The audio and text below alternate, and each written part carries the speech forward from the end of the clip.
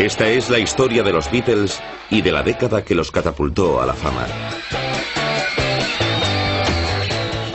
En 1960 el Partido Conservador inglés estaba en el poder y el pop americano predominaba entre los jóvenes. A finales de los 60 el primer ministro británico era un hombre de clase media y la cultura inglesa se expandió por el mundo. La píldora trajo consigo el sexo sin miedo al embarazo, la homosexualidad se legalizó y la censura en los cines desapareció. Los 60 fueron responsables de algunos de los mejores movimientos en arte, danza, mímica, música y teatro. La sociedad de consumo floreció. La mitad de los ingleses tenían casa propia y cada vez eran más los que veraneaban en el extranjero. De repente, con los Beatles, ya no íbamos a ser como nuestros padres. Los Beatles fueron el motor de esta transformación. I Want to Hold Your Hand. Cuando la oí, mi vida cambió. Esta serie trata la revolución cultural y social que supusieron los 60. Los Beatles se convirtieron en símbolo de la década. 4 chavales de Liverpool que se enfrentaron al sistema establecido y ganaron. El mundo no volvería a ser el mismo.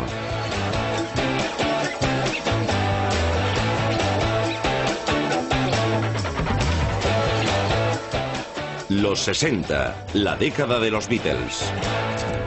Episodio 1, rebeldes adolescentes. La década de los Beatles comenzó un día de julio de 1957 cuando 2 jóvenes estudiantes se conocieron en una fiesta de verano en Liverpool. Este encuentro casual dio lugar a una de las relaciones musicales más importantes del siglo XX. Lo que unió a John Lennon, de 16 años, y a Paul McCartney, de 15, fue el deseo de ser estrellas del rock. Algo nada fácil en los años 50. Lennon y McCartney fueron a colegios públicos de mucho prestigio, donde frustraban tu futuro. Eras un chaval cuando te ponías la americana como tu padre y empezabas a fumar en pipa. De repente pasabas de niño a adulto. No había ritual de transición alguno. En Liverpool, John Lennon ya estaba rompiendo el molde. Se saltaba las clases en cuanto podía en pos de la nueva música que entraba en el país desde los Estados Unidos.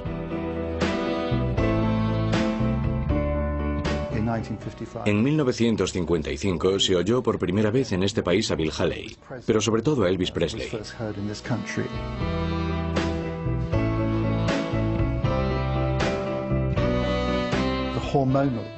El equilibrio hormonal del cuerpo de repente se trastornó por la idea de que existía una música extraordinaria que iba sobre lo dramático de ser un adolescente. Y la idea de que tu vida de adolescente tuviera algo de drama, de que tuviera importancia y grandeza, fue algo que Elvis en concreto introdujo en la psique de los jóvenes ingleses.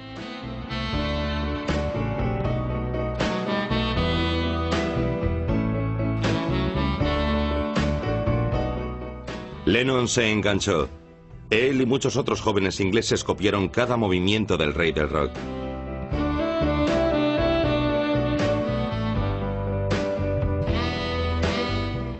Poco tiempo después, los jóvenes solo querían discos, guitarras y la ropa adecuada. Así nació el boom del consumo adolescente.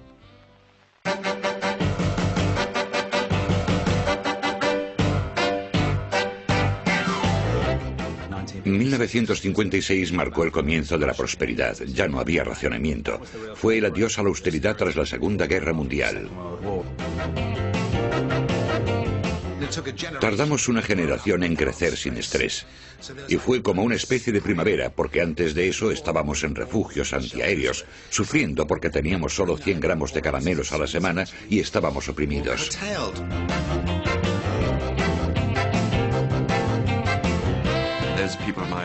Hay gente de mi edad que tenía racionamiento de caramelos cuando eran pequeños, y fue un momento crucial en nuestra infancia.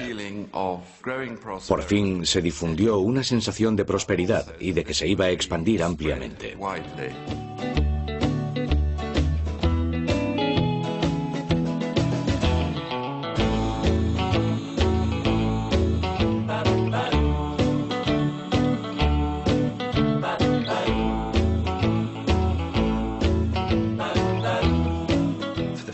primera vez, la gente de entre 13 y 21 años tenía dinero para sus cosas. Tenían dinero para gastar. Y no querían invertirlo en lo mismo que sus padres. Se lo querían gastar en su propio ocio. Las grandes empresas no son tontas y se dieron cuenta de que tenían que producir algo para los jóvenes. Y eso fue la música pop. El pop inglés comenzó con el skiffle, una curiosa mezcla de instrumentos improvisados y estilos musicales como el folk, el jazz y sobre todo el rock estadounidense, que ya estaba arrasando en las listas inglesas.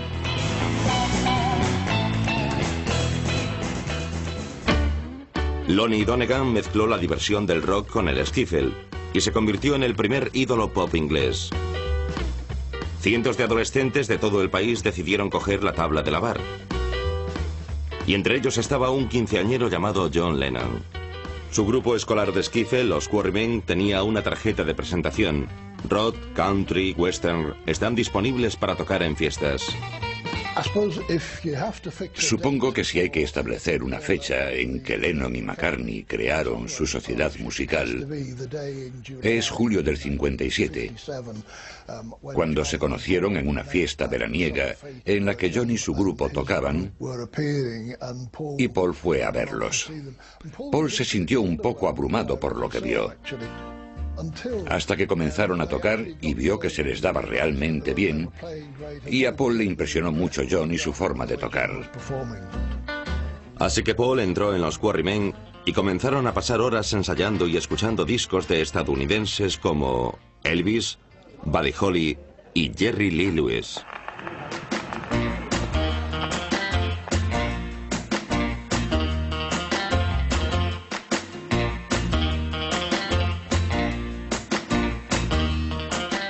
Para los adolescentes de finales de los 50 había que dejarse ver en los recién creados coffee bars. Oh, sí, fue tremendo. Había muchas máquinas tocadiscos en las que ponías todas las canciones.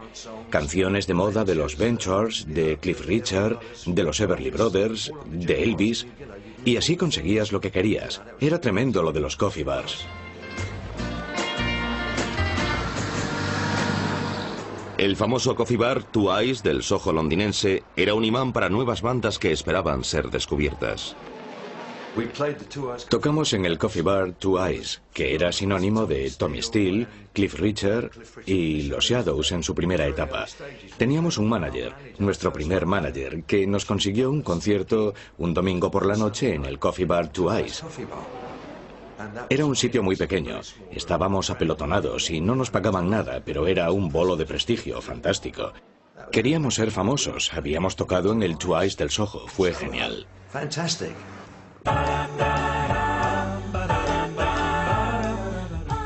El mundo en el que crecieron Lennon y McCartney era un mundo en el que ellos y sus padres tenían más dinero para ellos y más tiempo libre para disfrutar que nunca. El primer ministro conservador Harold Macmillan lo resumió en una frase: nunca había sido mejor. Esa frase la dijo Harold Macmillan, sí, pero no era parte de un discurso, fue una despedida al salir de una reunión o algo así. Alguien le gritó algo y él respondió: nunca había sido mejor. Y era cierto. The home of today should be designed for comfort as well as attractiveness. And this year, some surprisingly simple ideas have been introduced. A telephone cabinet and seat in one, for example. On second thoughts, perhaps it's too comfortable. You'll never get some of them off the line.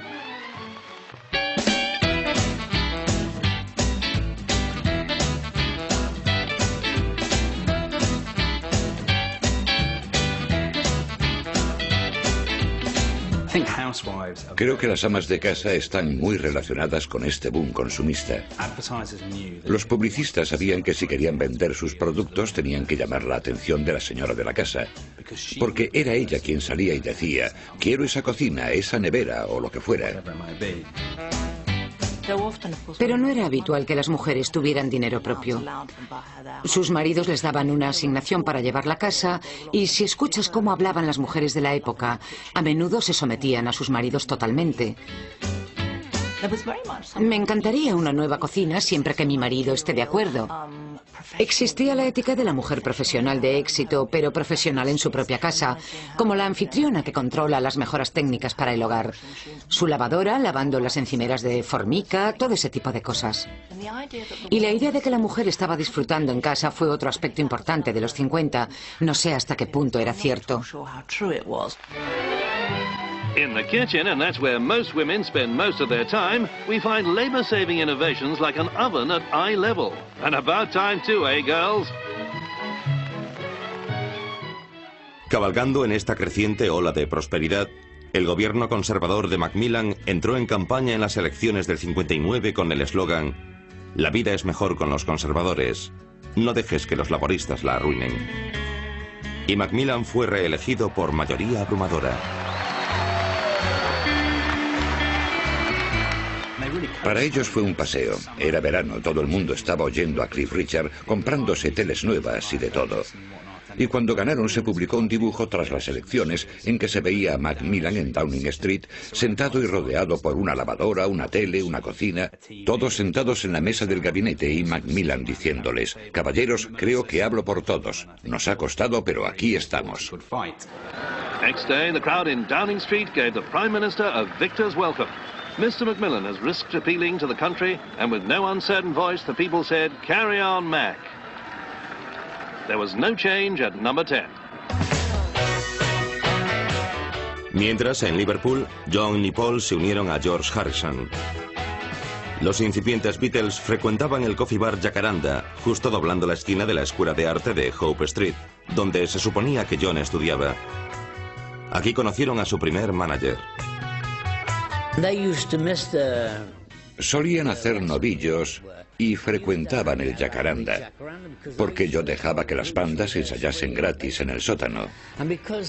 Y como estaban pensando formar un grupo de rock, escuchaban a las bandas que tocaban en el sótano. Para mí eran los típicos vagos de coffee bar. De hecho, el primer trabajo que les di fue pintar el aseo de señoras para borrar las obscenidades. Pero enseguida los chicos pasaron de pintores a artistas en el Jacaranda. Su música era distinta a lo que sonaba en esa época. El fenómeno de Liverpool pronto se convirtió en obsesión nacional.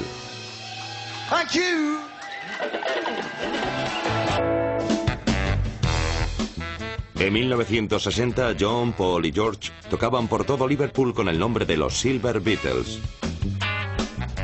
Eran chicos con una actitud propia de la nueva generación adolescente y se ganaron la etiqueta de airados y peligrosos. Eran de clase trabajadora, clase obrera, y era rock and roll, eran rockers, auténticos tíos duros. La sociedad de la época los tildó inmediatamente de subversivos. Bed bouncing boy throws bottle. Vicious attack on man in street. Gun-toting beat boys terrorize London. The situation is minute by minute getting worse. Teenage gangs are now in control of large areas of the country. In fact, this normally quiet Paddington Street is such a scene of bedlam because they're publishing a novel about teenagers forcibly taking control, and the publishers want a suitable picture on the dust jacket. Pero mientras las editoriales se regocijaban con la anarquía callejera, para casi todo el mundo los primeros 60 fueron una época tranquila. Las actividades tradicionales llenaban el tiempo libre. La pesca se hizo tan popular que cualquier fin de semana más de 2 millones de personas cogían la caña.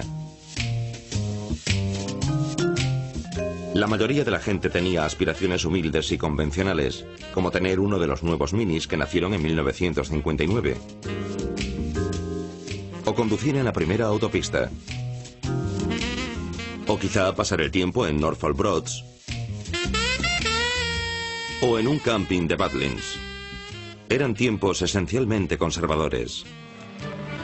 What right-minded Neanderthal would fail to club this beauty and drag her home by the hair? Well, it's not really a Stone Age scene in the jungle, of course, but just one of the exhibits at the Nylon Fair held in London.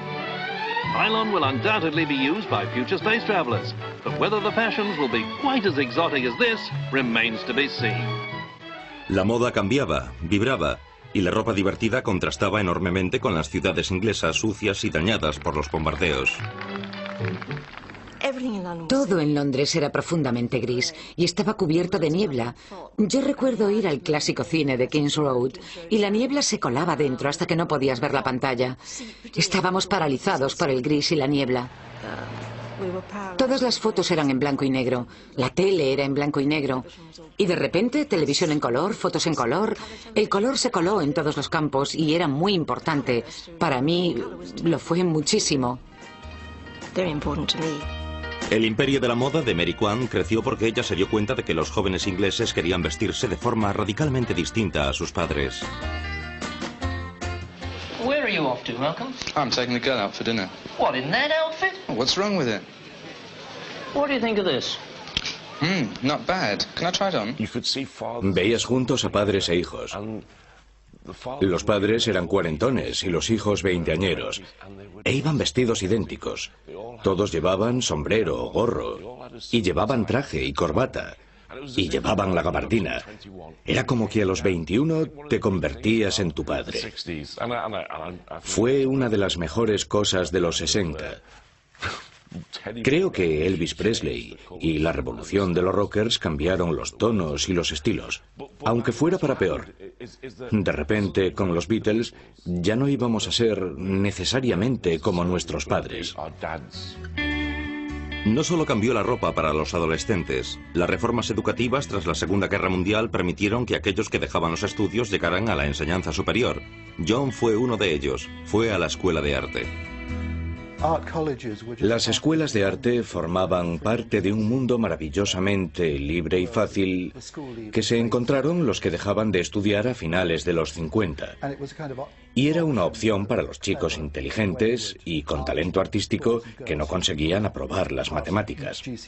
Entonces iban a las escuelas de arte, por todo el país, sin saber si iban a sacarse una carrera. En el caso de John se tomaba el arte muy en serio. Leía a Kerouac y a los poetas beat. La idea de escribir, de la música y el arte, formaba un todo para él. Para muchos adolescentes, esas oportunidades educativas les abrieron los ojos a un mundo muy alejado del de sus padres. Hay historias muy tristes de chicos adolescentes que habían ido a colegios públicos y que volvían a casa y se daban cuenta de que sus valores no tenían nada que ver con los de sus padres. Las cosas que esperaban sus padres de ellos no era lo que querían hacer. Ellos querían leer y aprender, y eso a sus padres les pareció de lo más sospechoso. La serie Coronation Street es un buen ejemplo del elemento nostálgico de la cultura popular. Porque Coronation Street habla precisamente del tipo de comunidad que los 60 querían destruir.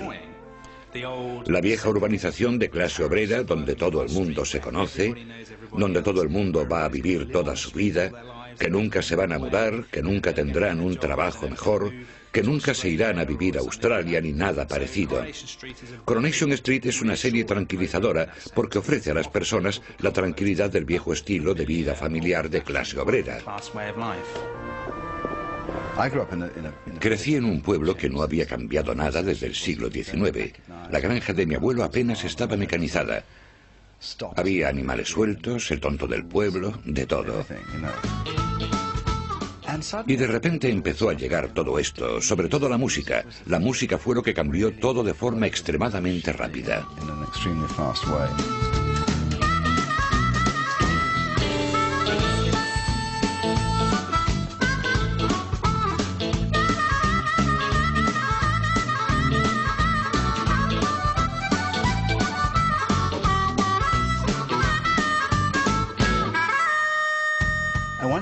Cuando escuchabas algo de blues o de rock and roll o a Elvis, no volvías a ser el mismo. Querías irte a Londres, querías ir a los coffee bars, querías ropa nueva.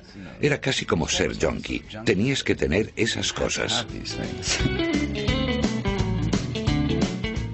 Era arrollador, poderoso y procedía de muchas direcciones llenando un vacío.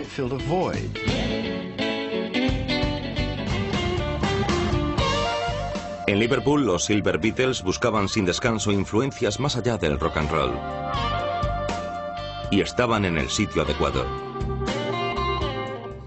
Todo el mundo en Liverpool tenía un hermano, un primo, un amigo, un tío o un padre que trabajaba en la marina mercante. Había muchísima gente que se hacía a la mar y que luego volvía en los 50 y en los 60 con todas esas cosas que aquí no se podían conseguir, con una colección de música impresionante de rock and roll y rhythm and blues. Yo tenía 12 años y escuchaba a Chuck Berry, Muddy Waters, Howlin' Wolf y Bo Diddley. No eran solo Elvis Presley y Bobby Darin. Es comprensible que los Beatles surgieran allí con esa música. Pero los Estados Unidos estaban preparados para un nuevo estilo musical.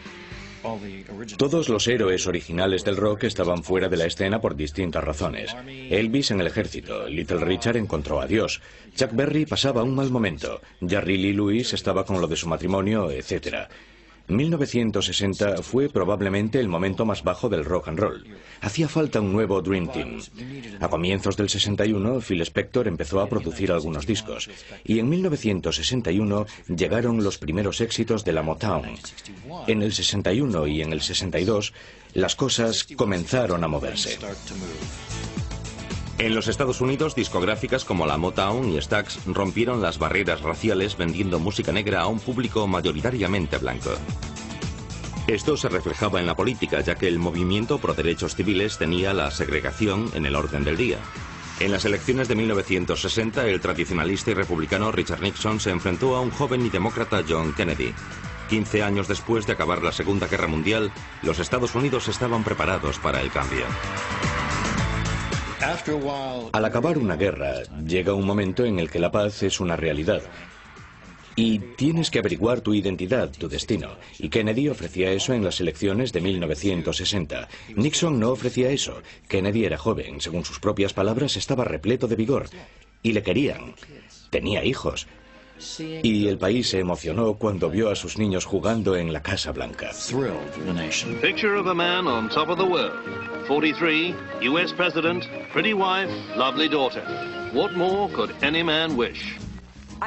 Conocí a JFK cuando tenía 12 años. Estaba de campaña en las primarias de Oregón como candidato para las presidenciales de 1960, que acabó ganando.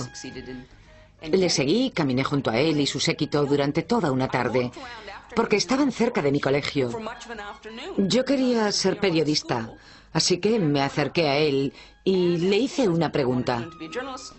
¿Y qué cree que le pregunté a JFK? Le pregunté, ¿qué piensa de la segregación? Y aquel hombre tan atractivo me miró y lo pensó un segundo y me dijo, creo que tiene sus defectos. Y a mí me decepcionó muchísimo. Me sentó como si hubiera relaciones públicas entre su cuidadosa respuesta y yo. Obviamente era listo y reservado respecto a lo que le decía incluso a una niña pequeña. A lo largo de los años 50 y 60, los derechos civiles fueron un tema de actualidad en los Estados Unidos.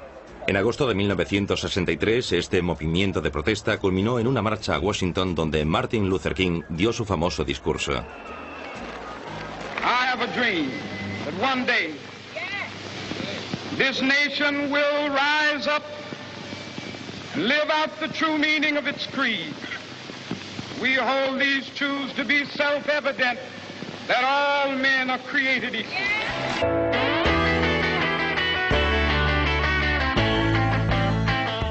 En verano de 1960 a los Beatles les ofrecieron tocar en Hamburgo, Alemania.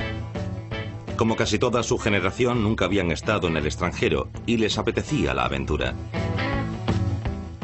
En esa época eran un poco malos. Había otros grupos de Liverpool tocando en Hamburgo, y cuando uno de los otros grupos escuchó que venían los Beatles, le dijo al manager que no trajera un grupo de vagos como ellos, que iban a arruinarles la fiesta a los demás. Pero fueron, y el viaje demostró ser un punto de inflexión en su carrera. Se juntaron con un grupo de jóvenes artistas vanguardistas como Klaus Bormann, que captó esa época de sus vidas en una serie de dibujos.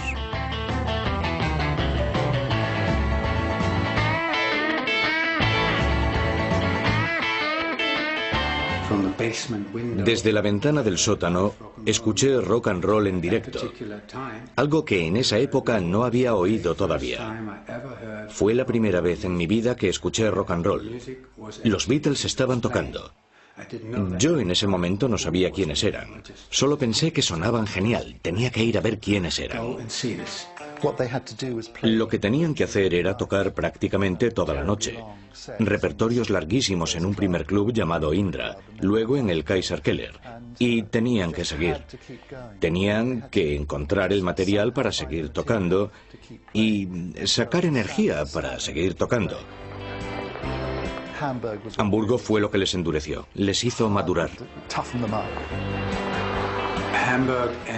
Hamburgo y Liverpool están exactamente en la misma latitud. Ambas son ciudades portuarias con muchos marinos. Por supuesto, Liverpool tiene un barrio rojo y Hamburgo tiene otro barrio rojo, más famoso todavía. La vida nocturna no surgió de los garitos. La vida nocturna surgió de que los hombres querían sexo. Eso fue lo que pasó. La gente ha dicho que los Beatles se fueron a Hamburgo como niños y volvieron hechos hombres. Y yo creo que Hamburgo les hizo madurar profesional y musicalmente. El hecho de que tocaran aquellas sesiones interminables en clubes de Hamburgo durante toda la noche les enseñó a sacar la energía en escena que mostraron tener después. Y creo que al mismo tiempo pasaron de niños a hombres por una serie de rapidísimas lecciones sexuales y vitales en general. Al igual que los de su generación, los Beatles descubrieron que el sexo era algo que se podía hacer sin estar casado, a pesar de lo que dijeran los padres. Este cambio de actitud social se reflejó en libros, en nuevas teorías sobre la educación, la psicología y el sexo. Y en lo referente al cine, Inglaterra iba a la cabeza. Inglaterra precedió a los Estados Unidos a la hora de representar el sexo de manera realista. Cosas como las relaciones prematrimoniales, tener hijos fuera del matrimonio, la homosexualidad entre hombres y entre mujeres, se trataron en películas inglesas mucho antes que en Estados Unidos. En 1961, la película Un sabor a miel, basada en una polémica obra de teatro, se estrenó en Inglaterra. La protagonizaba la entonces desconocida Rita Tashingham. No queríamos escandalizar a nadie. Para mí era una historia preciosa y conmovedora, pero la gente la vio de aquella manera y pensó, esto es una provocación, ¿a quién se le ocurre contar algo real? Pero lo era.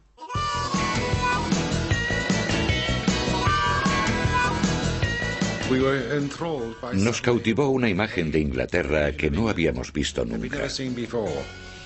Algo que sabíamos que estaba ahí, que veíamos cada día, pero que nunca se había canalizado en ningún medio artístico. Un sabor a miel, escrita por Sheila Delaney, estremeció al público con un nuevo tipo de heroína, Joe. Creo que fue el hecho de que fuera adolescente, que se hubiera quedado embarazada de un marino negro, que tuviera un amigo homosexual. Fueron todas esas cosas que, por supuesto, llevaban pasando muchos años. Pero hasta los 60 no se habían plasmado en el cine.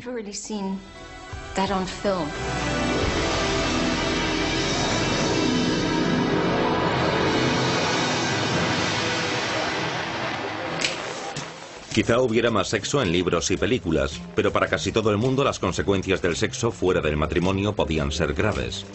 A muchos les obligaron a casarse de penalti. Un tercio de las novias menores de 20 años estaban embarazadas el día de su boda. John y Cynthia Lennon no fueron una excepción cuando se casaron en 1962. John tenía que casarse. Habría tenido que casarse con Cynthia aunque solo fuera porque el bebé, Julian, estaba en camino. Ella estaba embarazada. Ninguno de los dos estaba completamente seguro de si se habrían casado si no hubiera sido porque Julian estaba en camino. A su regreso de Hamburgo, los Beatles habían mejorado mucho como músicos.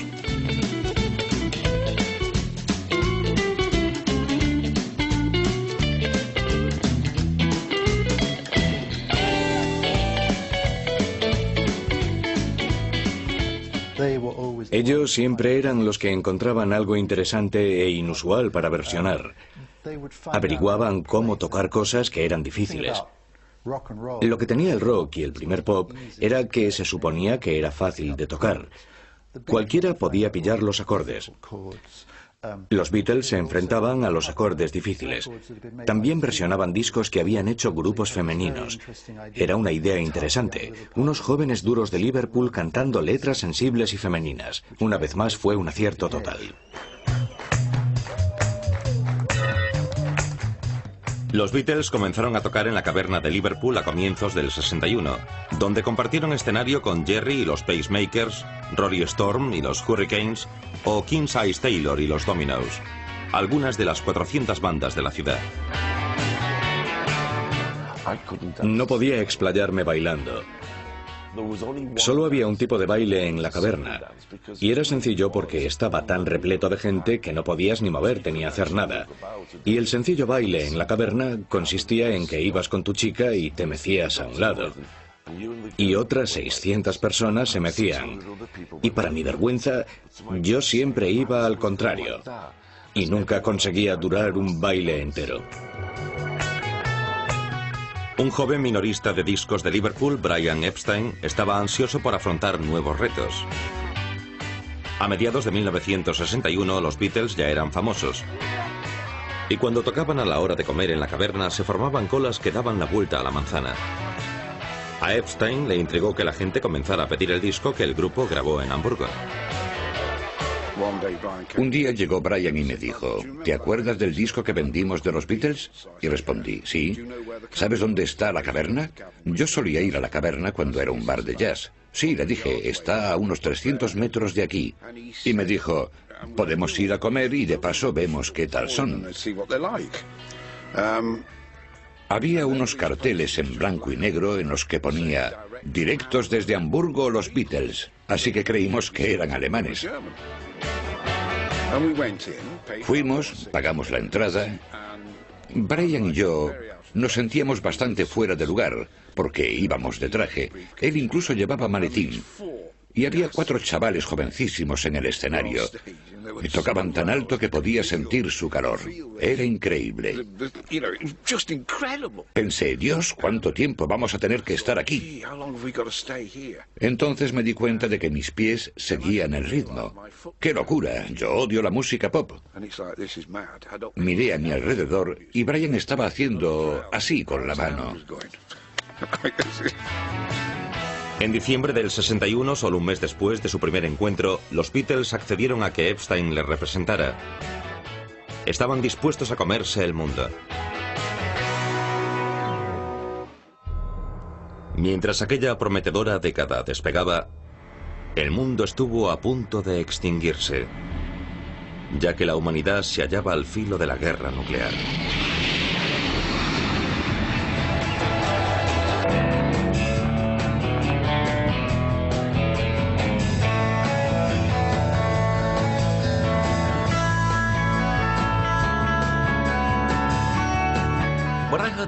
Cuando oí a los Beatles en la radio pensé, esto es increíble, ¿qué hacen? ¿De dónde sacan esas ideas?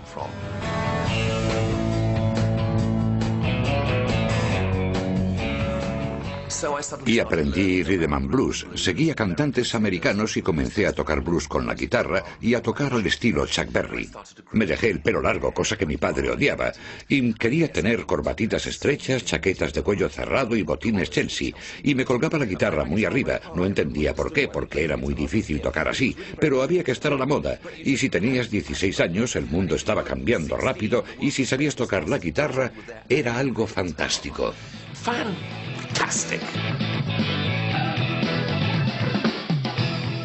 Y estaba cambiando. Música, productos de consumo, moda. La generación de los 60 parecía tenerlo todo. Pero estaba en peligro. La paz mundial se vio amenazada. En septiembre de 1962, los satélites estadounidenses descubrieron que la Unión Soviética se preparaba para equipar a Cuba con armas nucleares. The capital is alive with conjecture that President Kennedy is ready to make a dramatic move in the face of the Soviets' intensified military buildup of Castro's Cuba. a threat to world peace. La tensión aumentó mientras Kennedy se preparaba para bloquear el avance de los buques soviéticos a Cuba. The cost of freedom is always high, but Americans have always paid it. And one path we shall never choose, and that is the path of surrender or submission. Los norteamericanos dijeron, si os acercáis más a la zona de exclusión, abordaremos los barcos y todo el mundo sabrá que la Tercera Guerra Mundial ha comenzado.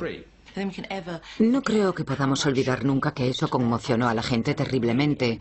Todo el mundo pensaba en la aniquilación nuclear y todo el mundo se acordaba de lo de Nagasaki e Hiroshima y la devastación que causó. Yo estaba rodando una película llamada The Bed Sitting Room con Sidney Furie y me dijo, nos vamos todos a casa porque mañana estaremos muertos. Nos vamos con nuestros seres queridos y dejamos de rodar. Pensamos, mañana estaremos muertos, así que mejor nos vamos a casa. Durante 7 largos días el mundo aguantó la respiración, esperando que los dos líderes rompieran la tensión. Y lo hicieron. JFK accedió a retirar armamento de Turquía si Khrushchev daba media vuelta. Durante la crisis cubana, el gobierno inglés fue un observador pasivo e impotente. Pero pensaba que podía seguir siendo una potencia mundial si tenía su propia bomba nuclear. Britain's first hydrogen bomb. The blinding glare of a man-made sun lights up man's dilemma. In 1 decade, he's found the secret which can destroy him and taken the first steps which can lead him into outer space. Pero no todos apoyaban los planes nucleares de Macmillan y se hicieron a la calle. La campaña por el desarme nuclear comenzó cuando un pequeño grupo de personas marchó hacia la central nuclear de Aldermaston en Reading, cerca de Londres. At Trafalgar Square, 22,000 sincere Aldermaston marchers ended their rally for peace, quietly and with dignity. Their theme was non-violence. Estábamos en la primera marcha de Aldermaston, que comenzó con cientos de personas y acabó con unas 10.000. Fue muy emocionante. Éramos solo unos cientos. Y poco a poco comenzó a crecer y nos dimos cuenta de que estaba sucediendo algo histórico y de que aquello era solamente el principio.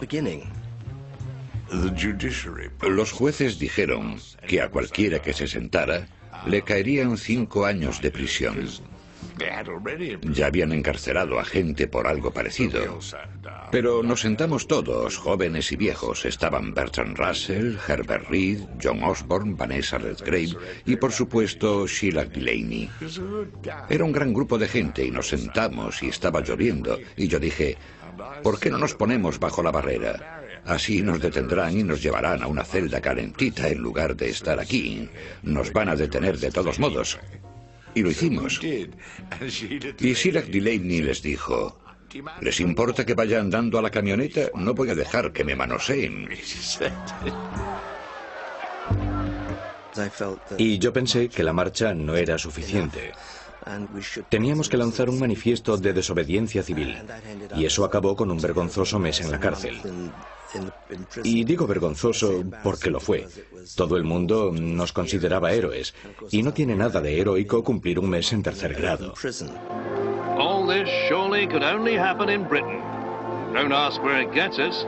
We're a free country, and the demonstrators express themselves in their own way. Pero el gobierno siguió adelante con los planes nucleares, aunque su esfuerzo no sirvió para mucho. Blue steel, not a type of metal, but a nuclear flying bomb. Its Delta rocket engine. Hubo una serie de misiles que se prepararon en secreto y luego se probaron y todo salía fatal siempre. Era como criticar la virilidad inglesa. Inglaterra no puede dirigirse en términos de misiles porque todo será un desastre.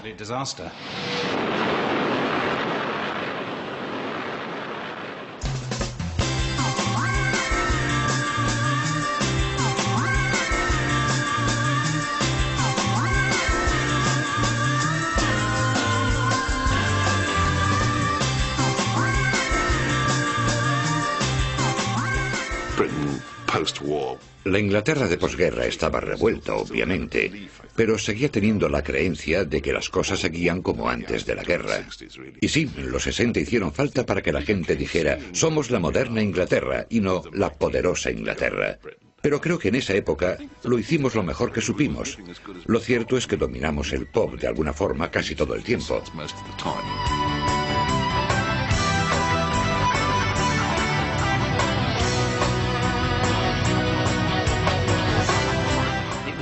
Era una época muy emocionante para estar en un grupo y que te pillara toda la explosión que fueron los 60.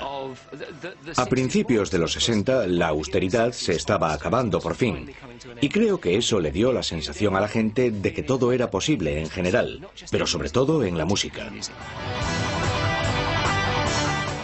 Todo era imaginativo, todo el mundo tenía la mente abierta y era creativo de un modo izquierdista. Se aceptaba lo que hacías, y si gustaba, se aceptaba de una forma que no hemos vuelto a ver desde entonces.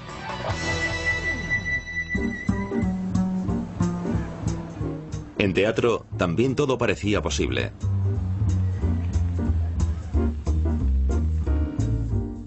A finales de los 50 hubo una revolución total encabezada por John Osborne con Mirando hacia atrás con ira, Harold Pinter, Arnold Wesker, todos los jóvenes que habían entrado en escena cambiando completamente la cara del teatro, lo hicieron más contemporáneo. La obra, más tarde película, que lo inició todo, fue Mirando hacia atrás con ira. Era más cruda. Hasta el momento no se habían tocado los sentimientos de los que se trataba o no nos habían permitido demostrarlos. Esta nueva generación de escritores fue bautizada por la prensa como los jóvenes airados. Cuando el publicista de Royal Court tuvo que publicitar la obra, invitó a John a una copa y le dijo: mira, en realidad la obra no me gusta, no sé cómo llevarla. ¿Te importaría si te llamara joven airado? Y John le dijo algo como, me da igual lo que me llames mientras publicites la obra. El teatro y el cine ingleses comenzaron a plasmar a la clase obrera en un género conocido como dramas de fregadero. De repente todo el mundo descubría sus raíces de clase obrera. Incluso los que no las tenían decían, pues mi padre casi fue minero. Y eso cambió radicalmente el comportamiento del teatro.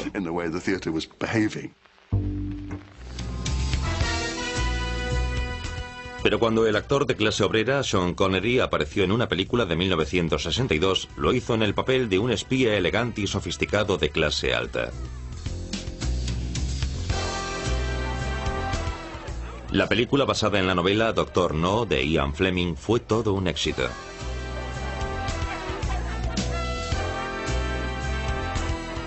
Bond es el héroe de la sociedad consumista. Es la absoluta reencarnación del nunca había sido mejor, del mundo de la ambición, el gasto, el consumo, el lujo.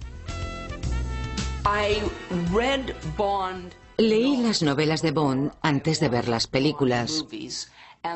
Y lo hice porque leí que al presidente Kennedy le habían gustado las novelas. Era todo agitado, no batido. Hablaba del consumo del ocio. Era una guía de estilo sobre el consumo del ocio elegante y anglicista. Y aquello me influyó mucho más que las películas.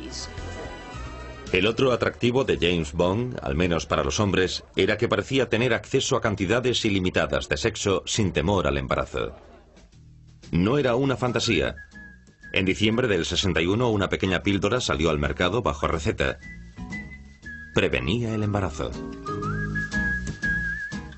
El advenimiento de la píldora fue lo que abrió las puertas al amor libre y la promiscuidad. Pero en esa época apenas había enfermedades sexuales, así que podíamos dedicarnos a ello con entusiasmo ilimitado. Imagínate tener 16 años y estar rodeado de chicas en minifalda que tomaban la píldora. Estaba todo allí, era como si te lo sirvieran en bandeja, y hubo un breve instante, un momento en el tiempo, en el que había minifaldas y todavía no existían las medias. Todo eso mereció la pena vivirlo.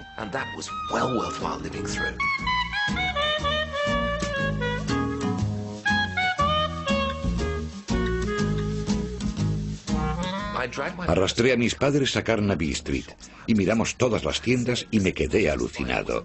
No solo por los escaparates, sino por el ambiente consumista y los jóvenes vestidos a la moda. La gente por la calle con cortes de pelo a lo mod y chaquetas ajustadas. Recuerdo que un equipo de televisión se acercó para entrevistar a mi padre, que era un eduardiano severo. Y él dijo que ese era el fin de la civilización tal y como la conocíamos, con la promiscuidad y la píldora y la minifalda y los coches mini. Mi padre miró a la cámara y dijo: no se puede cambiar la moralidad de un país en una generación. Se equivocó. Las cosas cambiaron para siempre.